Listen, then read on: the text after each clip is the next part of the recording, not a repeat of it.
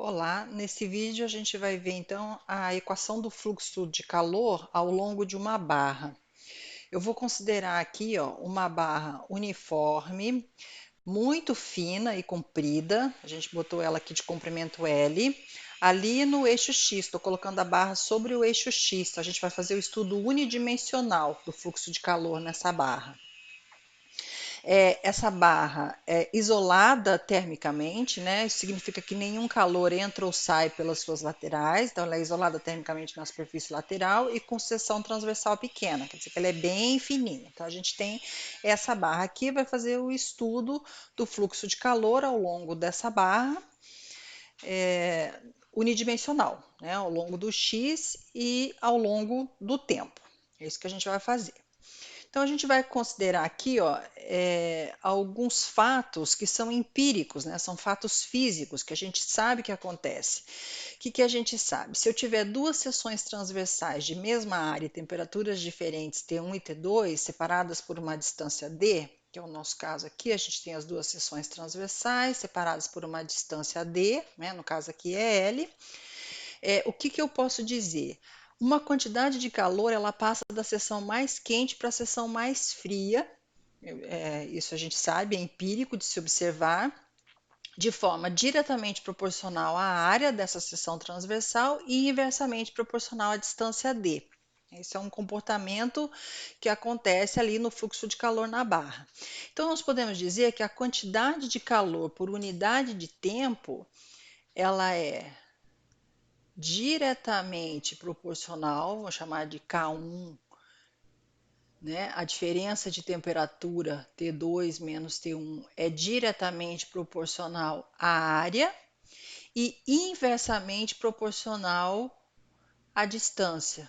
É isso que nós temos. Aqui eu vou dizer que K1 é a condutividade térmica. Então, K1 é a condutividade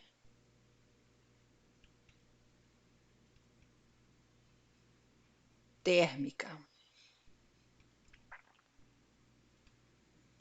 Muito bem.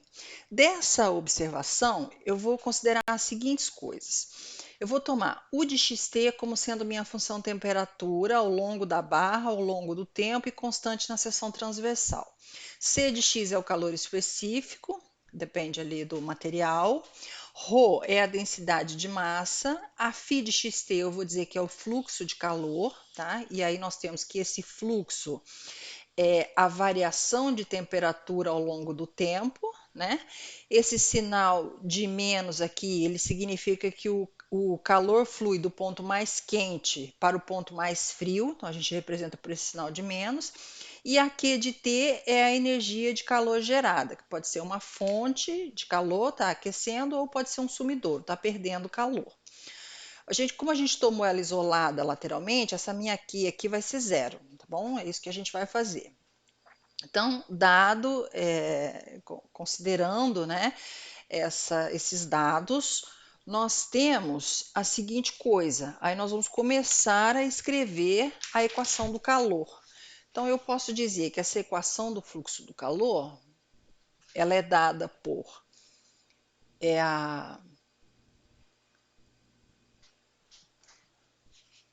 o calor específico, né, ao longo da barra, vezes a densidade de massa, vezes a variação da temperatura ao longo do tempo, vai ser menos a variação do fluxo ao longo da barra, mais a energia que a gente viu ali antes, a energia de calor gerada, que é a Q de xt.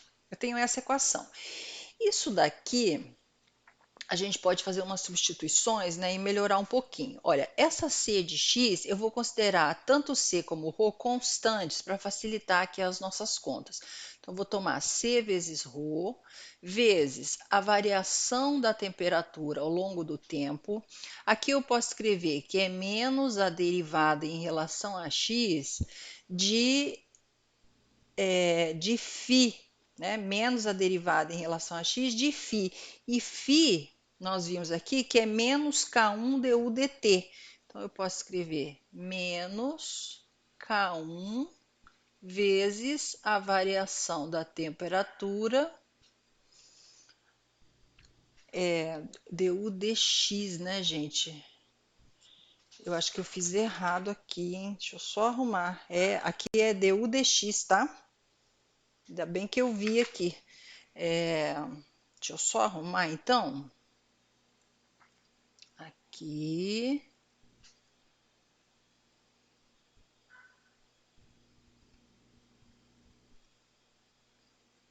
Só um momentinho, deixa eu só achar a cor aqui. du dx, tá? É a variação da temperatura ao longo da barra, né? O fluxo. Aí sim. Então, aqui é x, né?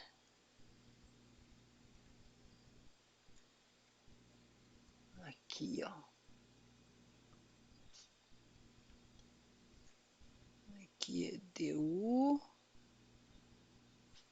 dx, menos K1 du dx. Agora sim. E esse Q aqui a gente vai tomar como sendo zero. Ela nem recebe nem perde calor ali nas laterais. Aqui nós podemos escrever da seguinte forma: C vezes ρ vezes a derivada de U em relação a T vai ser, menos com menos aqui dá mais, então vai ficar K1 vezes a derivada segunda de U em relação a X duas vezes. E aí eu posso passar esse C vezes U para cá, que é tudo constante. Eu posso escrever aqui a derivada de U em relação a T é K1 sobre C vezes ρ vezes a derivada segunda de U em relação a x duas vezes. E aí, essa constante aqui toda, eu vou chamar de um K. Isso aqui eu vou juntar tudo e vou chamar de um K. Então, a nossa equação vai ficar assim. du dt, né, derivada de U em relação a t, U depende de x e t, por isso que são as derivadas parciais aqui, é igual a k derivada segunda de U em relação a x duas vezes. A gente tem essa equação. Esse K aqui a gente chama de difusividade térmica. Então, o K é a difusividade térmica. Tá certo? O que a gente pode observar aqui? Essa equação é uma equação diferencial parcial, né? Eu comentei já isso com vocês. A diferença entre uma equação diferencial ordinária e uma equação diferencial parcial é que a equação diferencial ordinária ela envolve uma função, as derivadas da função, só que essa função, que é a função incógnita, é uma função de uma variável só.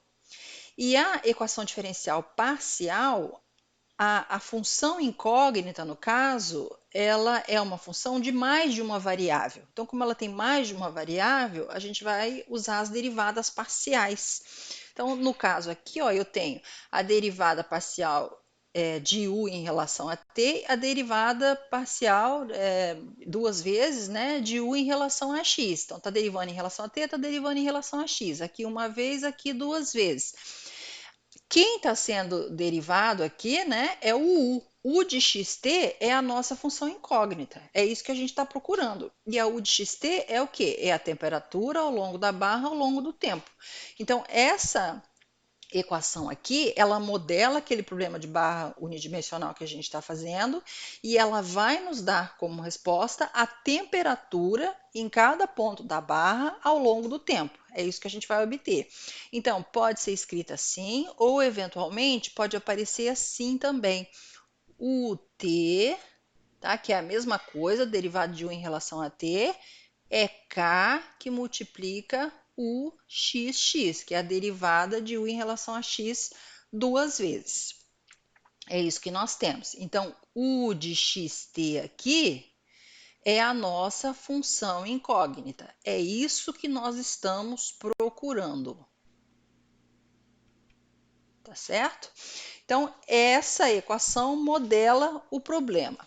Além disso, a gente precisa. Então, a gente vai considerar aqui o seguinte: a gente vai considerar que as extremidades ali da barra, elas vão ser mantidas numa temperatura de 0 grau. Então, a gente vai ter essas condições de fronteira. E aí eu vou precisar de uma distribuição inicial de temperatura que deve ser especificada para que esse fluxo comece a ocorrer, né, e a gente consiga fazer o estudo aí dessa temperatura ao longo da barra. Então eu preciso das condições de fronteira e preciso da condição inicial, que é a distribuição inicial de temperatura. Então a gente pode escrever o problema da seguinte forma: a equação que nós deduzimos, K UXX, isso aqui para x entre 0 e L, né? E o T positivo. Aí nós fazemos as condições de fronteira U de 0T igual a U de LT no início e no final da barra ao longo do tempo. Isso aqui eu vou tomar como sendo zero, tá bem? E ela precisa de uma distribuição inicial de temperatura. Esse aqui é para T positivo, né, gente? E a distribuição inicial de temperatura seria U de x0, né, num tempo zero. Essa distribuição é uma função que eu vou chamar de f de x, que vai ser a minha condição inicial. Isso para x entre 0 e L. Então, nós temos esse problema para resolver. Isso aqui a gente chama de um problema de valor inicial e de fronteira. Tá bem? É isso que nós temos aqui. Nós temos que resolver esse problema. Essas condições aqui, a gente chama de condições de fronteira de Dirichlet. E no caso aqui, ela é homogênea, porque é igual a zero. Então, a gente tem aqui nesse problema condições de fronteira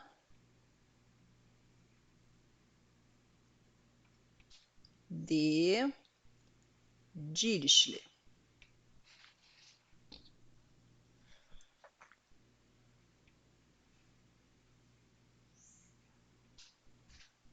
Homogênea.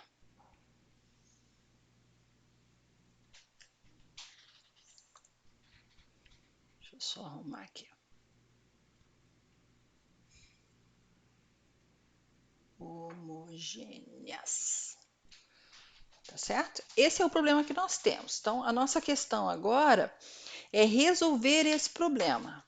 Para resolver esse problema, a gente vai usar o método de separação de variáveis. Então, é esse método que a gente vai aprender aqui. E é esse método que a gente depois vai resolver também a equação de onda e a equação de Laplace, que depois eu vou explicar para vocês direitinho, como a gente fez aqui, né, a dedução. Então, nós vamos usar o método de separação de variáveis.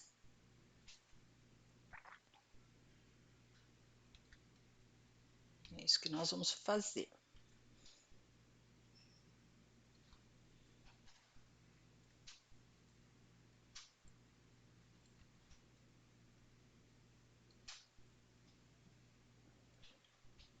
Esse método que nós vamos aprender aqui para resolver esse problema.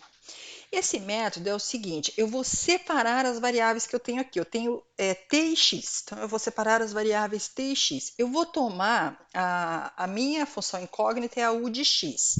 Então eu vou tomar como candidata à solução u de xt como sendo o produto de x vezes t de t. A gente separa em duas funções, uma só de x, outra só de t, né? Por isso que é separação de variáveis. Eu tenho que encontrar quem são x de x e t de t. E aí, com isso, a gente encontra o x de t. Essa daqui é a candidata à solução. Vamos ver o que a gente faz. A partir do momento que a gente tem a candidata, eu vou derivar e substituir aqui na minha equação diferencial. Então, eu preciso aqui da derivada em relação a t, eu vou fazer o t de xt. Então, a derivada em relação a t é a derivada desse produto aqui. A derivada da primeira não tem t, então é zero, considerado constante. A derivada da primeira dá zero vezes a segunda, mais a primeira, vezes a derivada da segunda. Te deixa assim indicado. Essa é o t de xt. Aí eu preciso da segunda derivada em relação a x. Então, eu vou fazer aqui, ó, o x de xt vai ser, então, derivada da primeira em relação a x, que é x', derivada da primeira vezes a segunda, mais a primeira vezes a derivada dessa em relação a x, que é zero. Então, ficou assim. Aí, eu vou derivar de novo o xx de xt, que é a derivada dessa aqui de cima. A derivada da primeira é x duas linhas de x vezes a segunda, mais a primeira vezes a derivada da segunda em relação a x, que é zero. Então, a gente tem as derivadas que aparecem lá na equação diferencial. Agora, eu vou substituir na equação diferencial. Substituindo na equação, nós temos o seguinte, vai ficar o t é x de x, t' de t, então fica assim, x de x vezes t' de t é igual a k, o xx, né? O xx era x duas linhas de x vezes t de t. Era isso que a gente tinha. E aqui eu vou separar x de t. Então, eu posso escrever isso da seguinte forma, olha, x duas linhas de x sobre x de x, tá bem? É igual a t' de t sobre k, que multiplica t de t. Eu tenho essa igualdade. E aqui que é a grande sacada do método, porque a gente tem uma expressão só de x tem que ser igual a uma expressão só de t. Então, qual é a única possibilidade, né, de funções que envolvem só x ser igual a funções que envolvem só t, função ali, sua derivada? A única possibilidade é elas serem constantes. É o único jeito de dar igual, né? Nem depender de x, nem depender de t. Então, eu vou chamar essa constante de um menos lambda. Esse menos aqui aparece só para facilitar as contas, vocês vão entender. Então, esse lambda é constante. É uma constante qualquer, tá? Pode ser zero, pode ser positivo, pode ser negativo. Então, eu tenho esse lambda. Além disso, antes, vamos separar então aqui as EDOs, né? Porque como eu separei x de t, a gente vai ter duas EDOs aqui. Uma que depende de x e a outra que depende de t. Vai ficar assim, olha, x, duas linhas de x, mais lambda x de x é igual a zero, tá bem? Peguei aqui só o x. E para o t, eu vou ter t' de t mais lambda vezes k t de t é igual a zero. A gente tem um sisteminha com duas EDOs. Essa primeira é de segunda ordem, coeficientes constantes, né, 1 e lambda, homogênea, com função incógnita x de x. E a segunda é função incógnita t de primeira ordem, e ela é separável. A gente consegue resolver isso aqui separável. Muito bem, eu tenho isso. O que mais que a gente pode conseguir? Das condições de fronteira, então, olha, das condições de fronteira e da candidata, a candidata que nós pegamos, que era U de xt é x de x, t de t, eu posso dizer que U de 0t, então, olha, nós vamos pegar a candidata, U de 0t vai ser, tá aqui a candidata, né? U de 0t vai ser x de 0 vezes t de t. Então, é x de 0 vezes t de t. E das condições de fronteira, U de 0t é zero, que a gente está com condições de fronteira de Dirichlet homogênea. Então, isso aqui tem que ser zero. Eu tenho que esse produto tem que dar zero. O t de t não faz sentido ser zero, porque se isso aqui for zero, ele vai ser zero para todo t. E se for zero para todo t, significa que ao substituir na candidata, nós vamos ter a solução identicamente nula, que não é uma solução interessante. Então, a gente vai pegar o t de t diferente de zero. Daqui, eu só posso tirar, então, que x de zero é zero. Eu tenho essa informação, né? Que daí vai ser uma condição inicial que a gente tem para essa EDO aqui. E eu vou fazer a mesma coisa com a outra condição de fronteira, que era U de LT. Então, nós temos U de LT, então vai ser x de L vezes T de T, que também é zero. A outra condição no outro extremo da barra. Daqui, pelo mesmo raciocínio, a t de t é diferente de zero, e aí só nos resta que x de L é zero.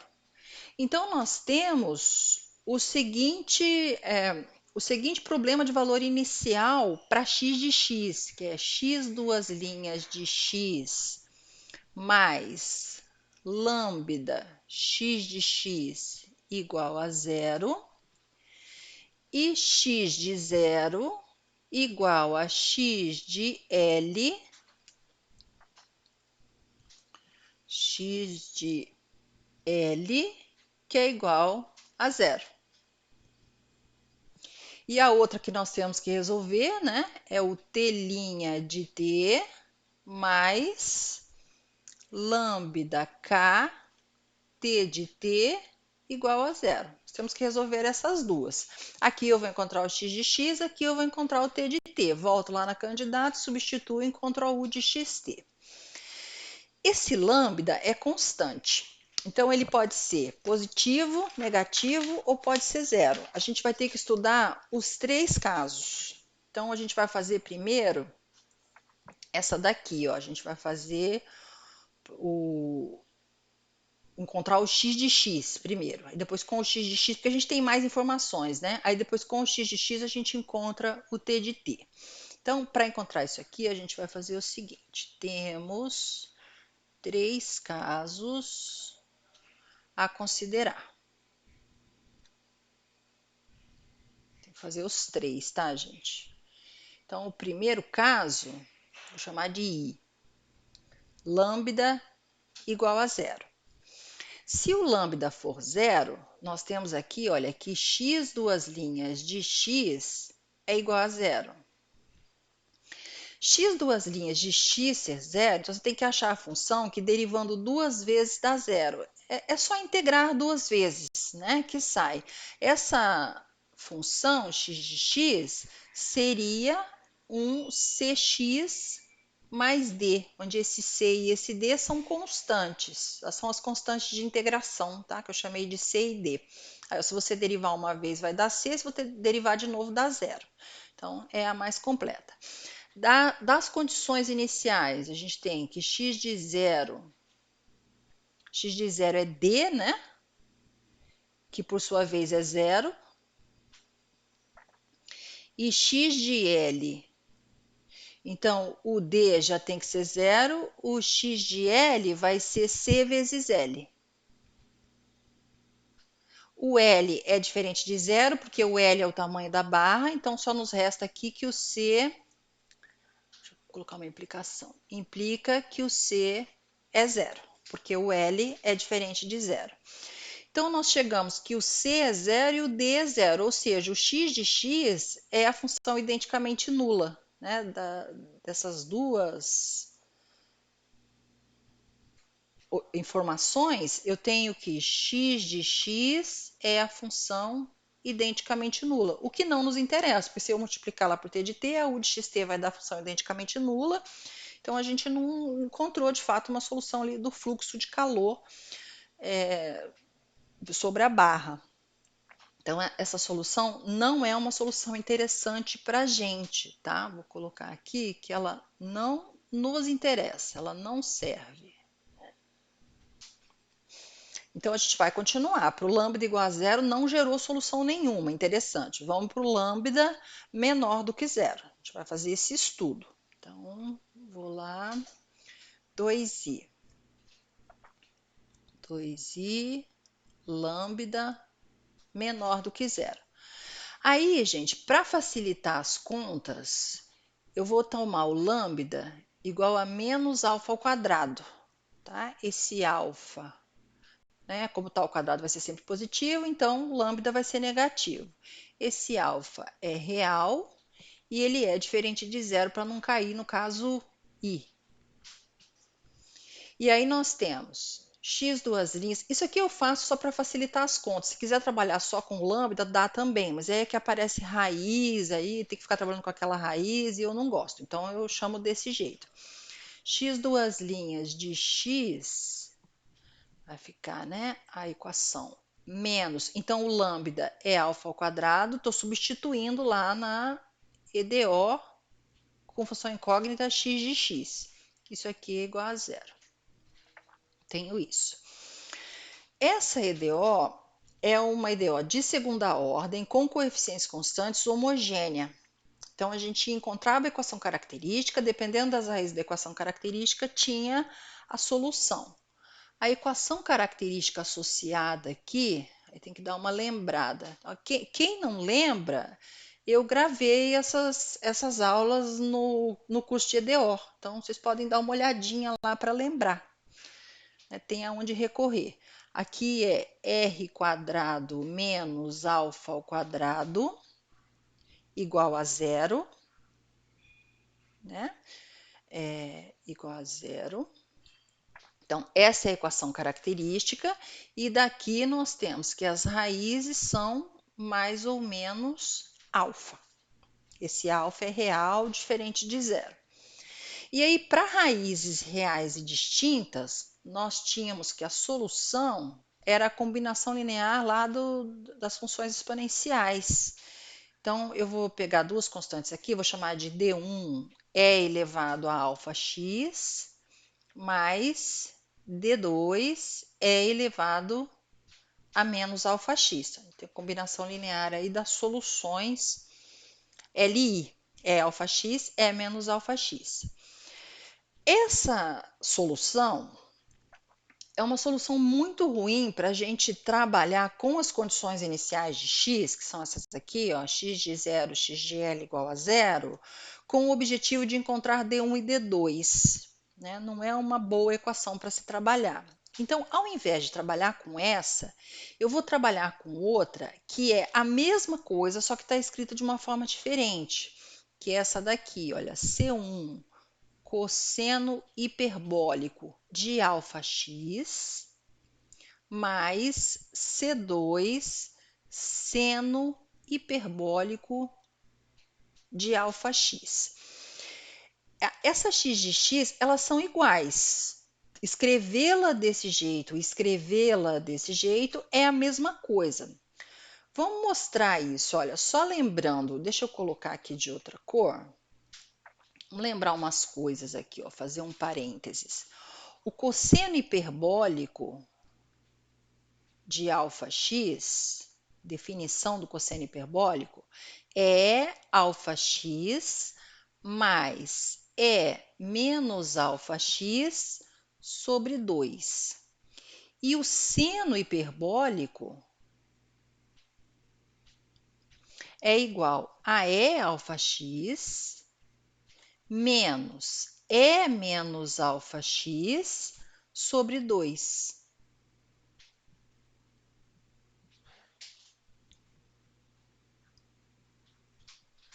Tá? Lembrando. Então, vamos mostrar que, de fato, essas duas aqui são iguais. É a mesma coisa. Eu vou fazer o seguinte. Para mostrar que é igual, a gente pode sair dessa daqui e chegar nessa, ou sair dessa e chegar nessa, né? Como eu tenho as definições de cosseno hiperbólico e seno hiperbólico, eu vou sair dessa daqui e chegar nessa. Então, a gente vai mostrar que é a mesma coisa. Então, vamos fazer isso. Olha, eu vou fazer aqui na outra tela, tá? Vou escrever então, vou continuar aqui em azul, que a gente abriu um parênteses para fazer essas coisas para depois voltar lá. Então eu vou escrever que x de x é igual a C1 cosseno hiperbólico. Aí o cosseno hiperbólico nós definimos como E alfa x mais E menos alfa x sobre 2, mais C2, seno hiperbólico, que nós definimos como E alfa x menos E menos alfa x sobre 2. Deixa eu ver se eu consigo fazer melhor isso aqui. Isso ficou mais torto ainda, né, gente? Sobre 2. A gente tem isso. Bom, o que eu posso fazer aqui? Isso aqui é a mesma coisa. Vamos juntar o E alfa x, olha. E alfa x é C1 sobre 2 mais C2 sobre 2. Então, eu posso escrever C1 mais C2 sobre 2, que multiplica E alfa x, mais, aí o que multiplica E menos alfa x seria C1 menos C2 sobre 2. E menos alfa x.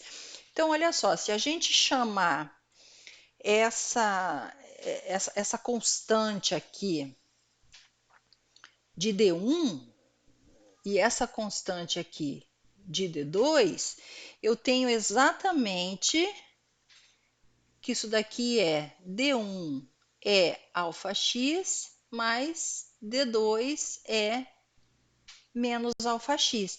Então, a gente mostra que o C1 cosseno hiperbólico mais C2 seno hiperbólico pode ser escrito como sendo uma constante E alfa x mais outra constante E menos alfa x. Então, tanto faz usar essa solução, né, essa x de x, como essa x de x, que é a mesma coisa. Aí, para efeito de fazer as contas de maneira mais fácil, mais rápida, nós vamos usar essa segunda aqui, que é o cosseno hiperbólico. Então, vou usar as condições iniciais agora, que são x de zero, então a gente vai lá, isso com o objetivo de encontrar C1 e C2, tá? C1 e C2 aqui para encontrar a solução. Então, a gente vai fazer aqui, deixa eu só voltar para a cor em preto, aí nós vamos fazer x de zero,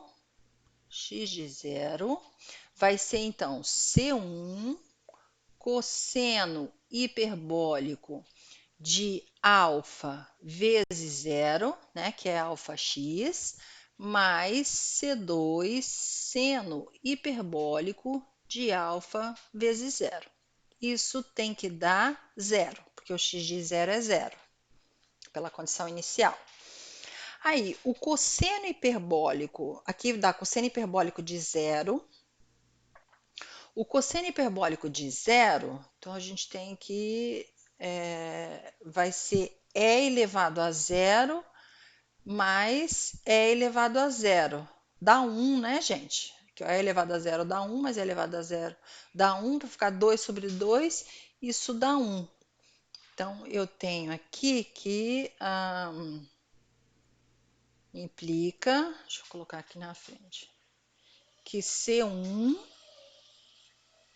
aqui deu 1, então ficou C1. E o seno hiperbólico de zero vai dar E elevado a zero dá 1, E elevado a zero dá 1, 1 menos 1 zerou, dá 0 sobre 2. Esse aqui zera, então daqui eu tiro que C1 é zero.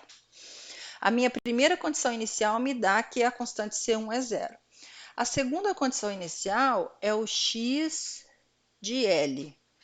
O x de L, então o C1 já tem que ser zero, né, para satisfazer a primeira condição inicial. Então vai ser C2 seno hiperbólico de alfa vezes L. C2 seno hiperbólico de alfa vezes L. Isso aqui tem que ser zero. É isso que nós temos. Então, daqui a gente tem qual que é a possibilidade desse produto ser zero. Isso implica que C2 é zero ou o seno hiperbólico de alfa vezes L é zero.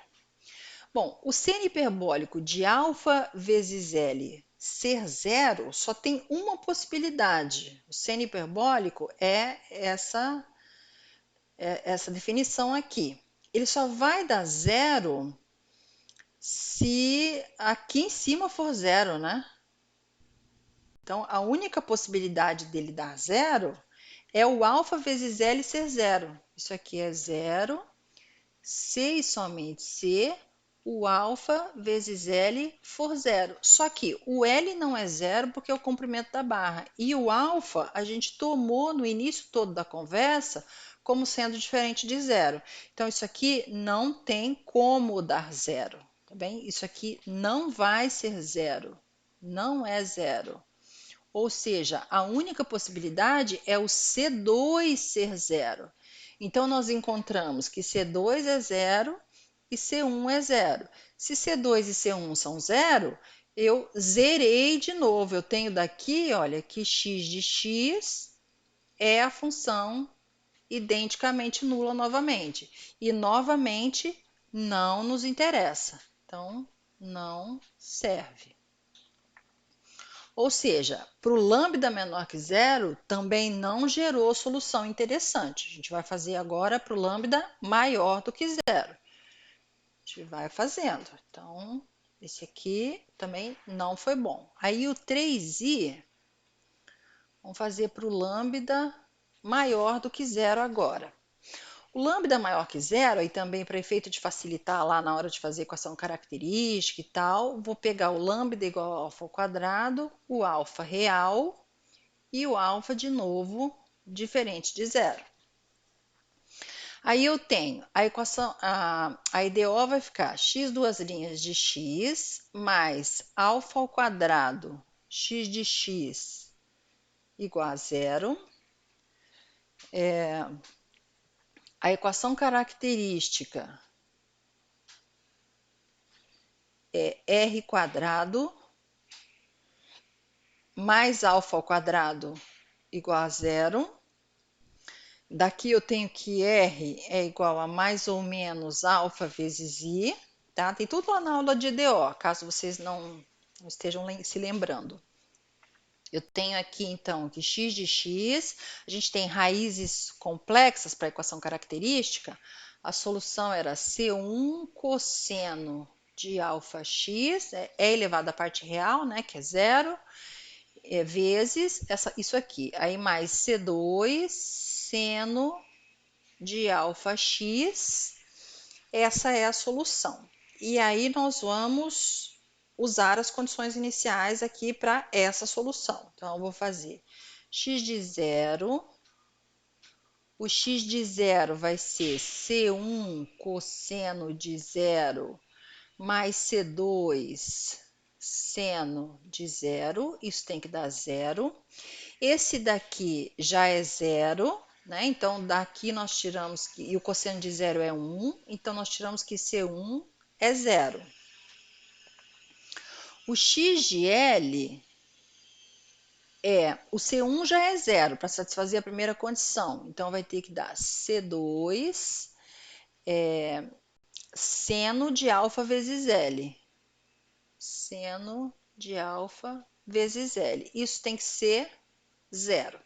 Aí, de novo, esse produto vai ser zero se o C2 for zero ou se o seno de alfa vezes L for zero.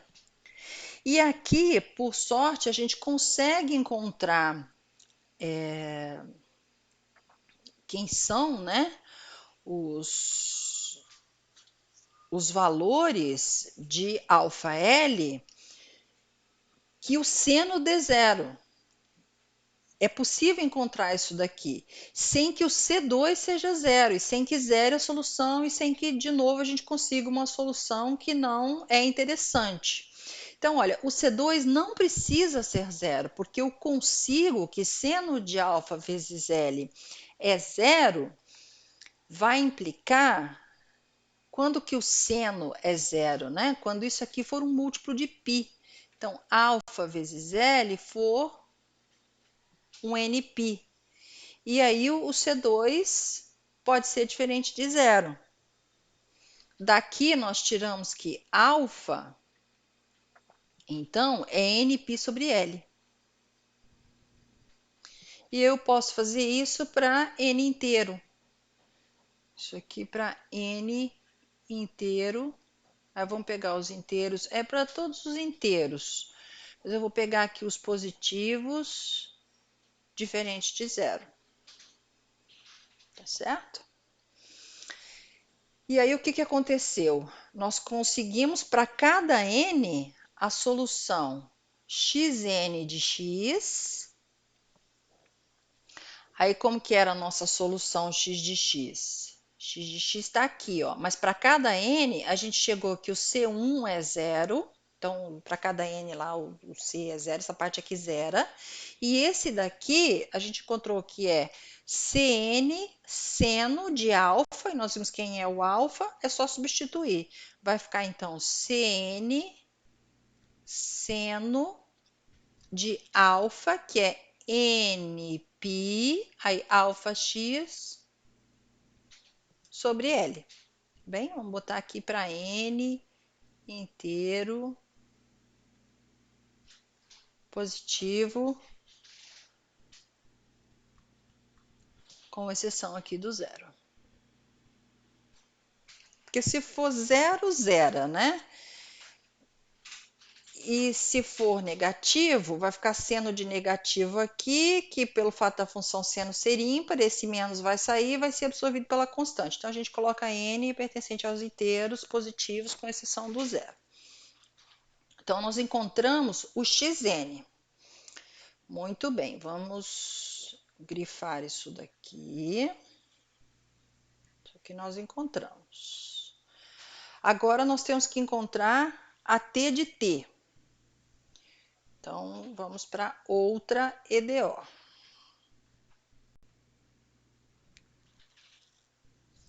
Então, nós temos que resolver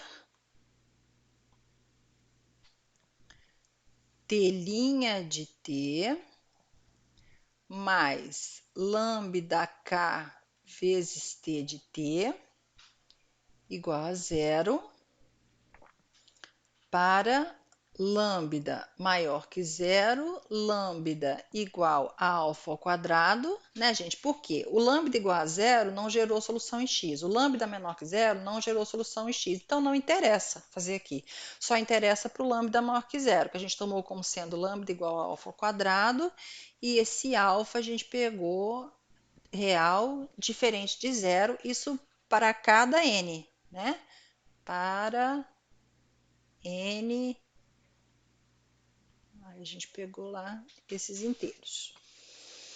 Ok, então, se é para cada n, eu vou escrever da seguinte forma, olha, tn' de t mais lambda vezes k vezes tn de t é igual a zero. Isso implica t'N de t mais o lambda é alfa ao quadrado vezes k, Tn de t igual a zero. Essa EDO é separável. Eu posso escrevê-la da seguinte forma. T'N de t, eu posso escrever como sendo d Tn sobre dt, né, que é isso daqui, é igual a menos alfa ao quadrado k vezes Tn. Tá? Daqui eu posso dizer que dTn, a gente separa, né, as variáveis, separando o t maiúsculo para cada n do tzinho. Então, vai ficar dTn, Tn é igual a menos alfa ao quadrado vezes k dt. E aí eu vou integrar em ambos os membros da igualdade. Então, a gente pode integrar aqui, integrar aqui. Isso vai nos dar, então, implica Aqui a gente tem ln do módulo de Tn é igual a menos alfa ao quadrado vezes k vezes t mais a constante de integração. É isso que nós temos. E daqui eu passo a exponencial, né? Em ambos os membros da igualdade. Vai ficar Tn de t é igual a E elevado a menos alfa ao quadrado vezes k vezes t mais a constante de integração, que eu posso escrever como sendo Tn de t é igual a E, o que nós temos aqui? Menos alfa ao quadrado. O alfa nós achamos nπ sobre L, então vou substituir. Vai ficar E elevado a, sim, gente, e a constante, olha, aqui eu tenho E elevado a C, na verdade aqui a gente tem a Cn, né? Porque eu estou fazendo para cada n. Então, a gente vai ter aqui uma constante que eu vou chamar de uma Bn, tá? E elevado a Cn, eu vou chamar de uma Bn. Então, eu vou dizer que é Bn. Deixa eu só arrumar aqui, olha. Vai ficar assim. Bn é elevado a menos n quadrado π quadrado sobre L ao quadrado vezes K vezes T. Olha, o N é aquele para cada N que nós resolvemos, π é constante, L é o tamanho da barra, K é aquela constante inicial que a gente deduziu, que era a difusividade térmica, e T é a variável lá da função T de T. Então, nós encontramos Tn de T. Tn de T aqui também, né? O N inteiro, mesma coisa. Então, encontramos Xn, a gente estava procurando uma solução e, na verdade, a gente encontrou infinitas, né? Tem aqui a Tn de T. Aí, o que nós tínhamos como candidata? U de xt era igual a x de x vezes t de t. Só que, como nós encontramos para cada n, eu vou ter, então, n u's, né? O n de xt vai ser xn de x vezes tn de t. E aí, para cada n, aqui inteiro positivo, eu tenho uma solução. E a gente sabe que a combinação linear de soluções é a solução. Então, eu posso dizer que se n for diferente de m, né, a combinação linear dessas soluções continua sendo solução. Então, eu posso dizer que u de xt é igual ao somatório de n variando de 1 até infinito, que foi o n que a gente pegou aqui, de aí xn, que nós achamos que era cn seno de n πx sobre L, vezes o Tn que nós achamos aqui em cima, olha, que é Bn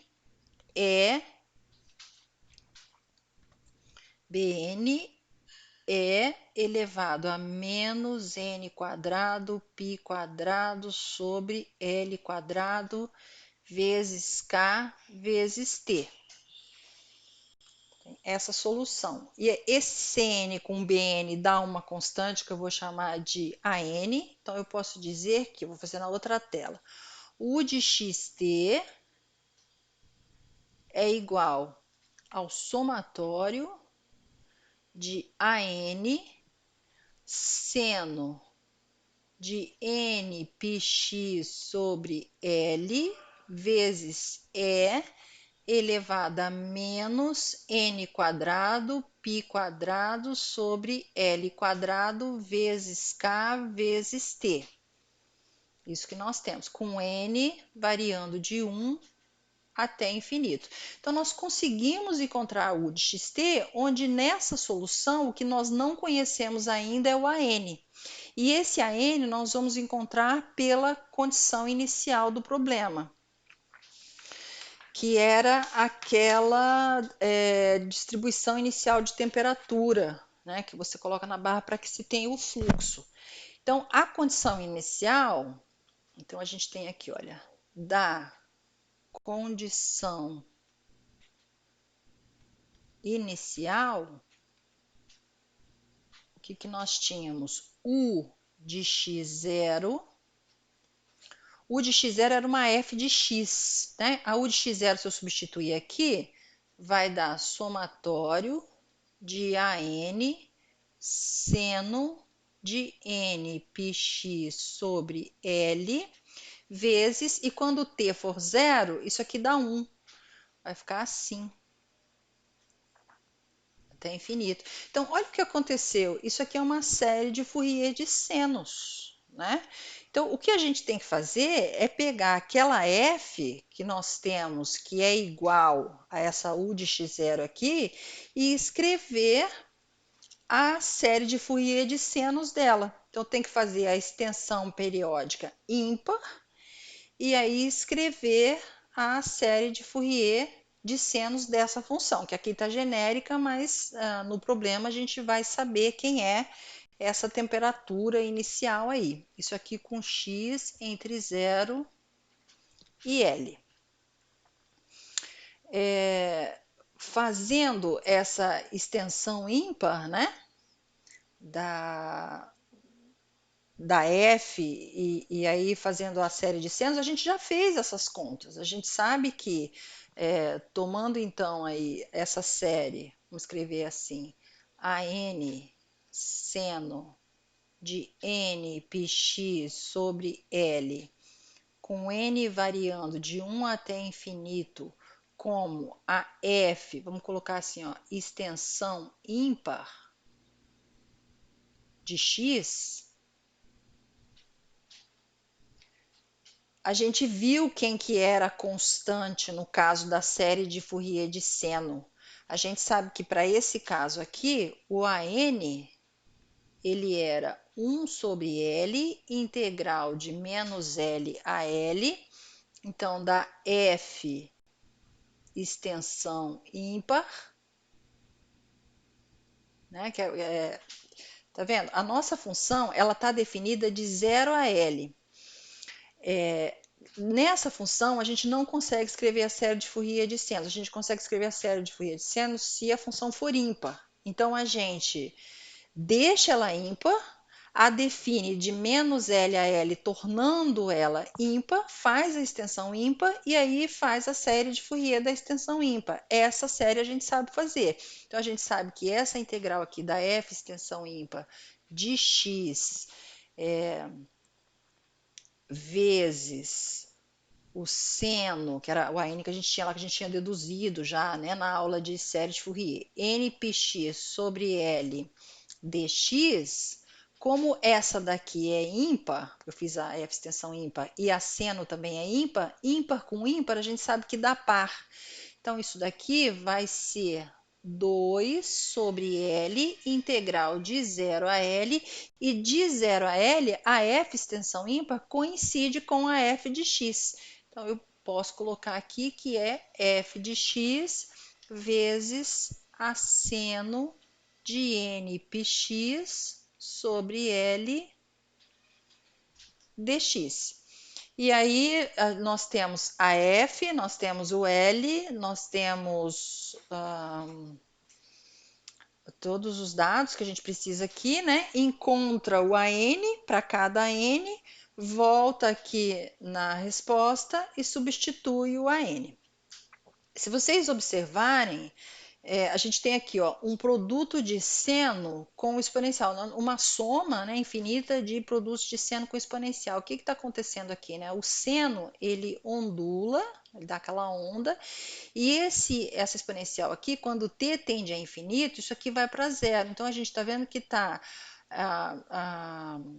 o comportamento dessa solução é aquela variação de temperatura, ela vai variando, variando, variando, variando, e tendendo ao equilíbrio, né? Até que vai chegar uma hora que a barra vai estar com a temperatura nela toda por igual. É isso que a gente tem. Então não tem mais a variação do fluxo, tá bem? Quando t tende a infinito, isso aqui vai para zero. Então, gente, aqui era isso que eu queria fazer com relação à equação do calor, né? Vocês viram que é um método um pouquinho trabalhoso, tem que fazer aí bastante conta e tudo mais. No próximo vídeo, a gente vai ver, continuar com a equação do calor, só que daí a gente vai fazer com outras condições de fronteira. A gente tem as condições de fronteira, eu fiz a homogênea aqui, a gente pode ter a não homogênea, que é quando você tem temperaturas diferentes de zero ali nas extremidades, né, na fronteira. E a gente tem também a condição de fronteira de Neumann, que é quando a gente trabalha com o fluxo nas extremidades. Aí isso a gente vai ver no próximo vídeo, nos próximos vídeos, tá certo? Muito obrigada.